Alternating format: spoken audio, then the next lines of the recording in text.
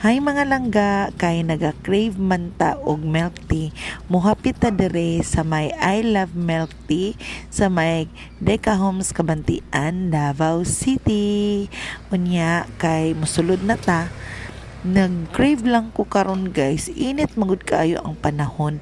Mo nang palit lang ta og isa kay pangbata jud ni na drinks niya akong bana kay dili man daw kuno ganahan, pero pag naa na hotdon niya og suyop ang ako ang milk tea. Sa una guys, dili jud ko ganahan og milk tea kay sa una pa lang nga tea tapos butngan og milk murag luod kaayo. Sa dihang gipatilaw ko sa akong friends na milk tea sa Imperial, sa may Imperial sa may SM na milk tea katong cheesecake nila, perting lami ang mga langga. So kad ato guys na nakatilaw na ko og milk tea kay naadik na ko guys, magpangita na jud ko og milk tea. Sige na lang jud ko og milk tea taga adto na mog SM, pero murag dili maayo mo to, naglaylo ko kay mutaas naman ang atong sugar.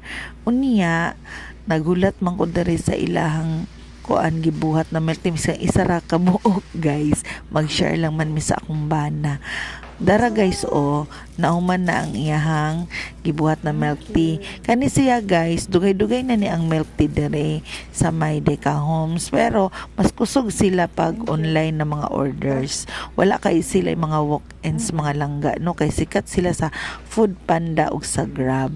Unya kung gusto niyo mag-order guys, pwede ra pud mo mag-order sa Food Panda o sa Grab. Pero kung gusto ninyo na mulaag diri or bisita diri sa ilahang store, pwede pud mo diri mo bisita mga langga sa ilahang store. Kanto lang ni sa may Deca Homes Kabantian, Davao City. And that's all mga langga. Babu.